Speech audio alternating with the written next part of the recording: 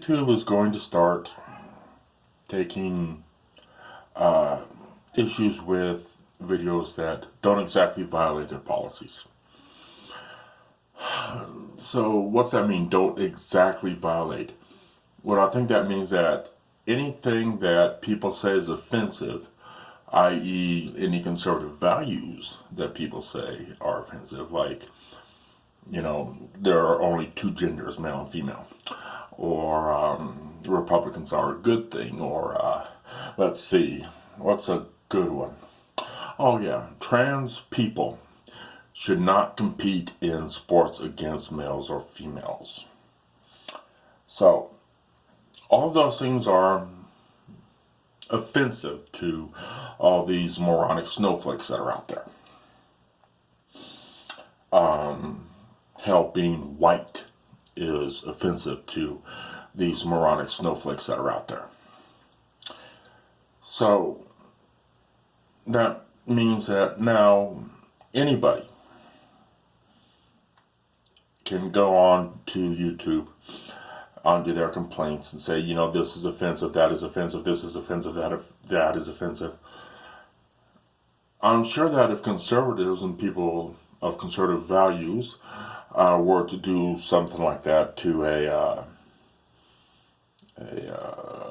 non-conservative video, like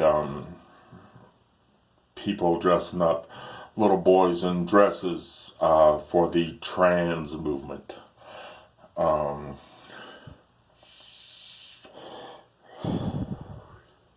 Yes, I vape. I'm also white. I'm a smoker. I voted for Trump. I'm going to vote for Trump again. So, if I were to put this up on YouTube and people saw it, and it would be viewed as offensive. Why? Because I'm white. Because I voted for Trump. Because I plan on voting for Trump again. Because I'm male. Because I believe in two genders. I believe in God. Let's see, what else? Oh yeah. The current Democrats are nothing but a bunch of idiots that are only running to hear themselves talk. They don't have a chance in hell of winning the election. Not when they keep pushing their socialist views onto people. I mean, hell, let's talk about socialism. Socialism, the way I understand it, is everybody's wealth is equalized. Okay, so say someone finds $1 on the street, doesn't report it. Well, now they're $1 richer. So now they've got to figure out some way to divide that dollar 350 million ways. So everybody's treated equally. That's always a good thing, right? But that means, waiting, 8-10 days in a bread line to get a slice of bread, because that's all that's out there.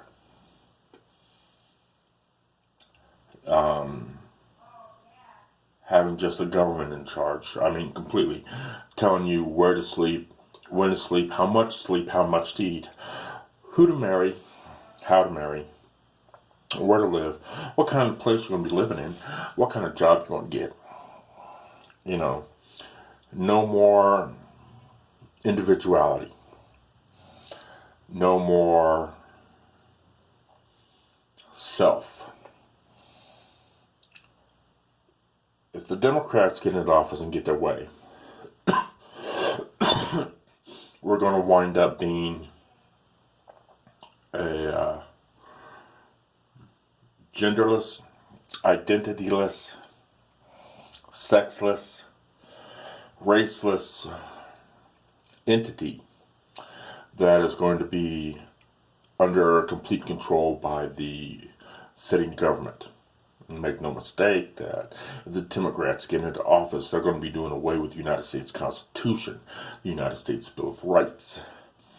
They will write their own constitution own Bill of Rights, whereby it will be no more elections, no more freedom of the press, no more freedom for individuality, no more freedom of capitalism. There will never be another election if the Democrats get in power. And what they're doing with guns, for instance, they're pushing all this gun legislation, all this gun control on free people with legally bought, legally owned firearms. They're not going after the criminals. They're going after people like you, people like me. Well, not me. I'm a felon. I can't legally own a gun. But they're going after legally owned guns. Why? Because they are deeply afraid of the Second Amendment to the Constitution.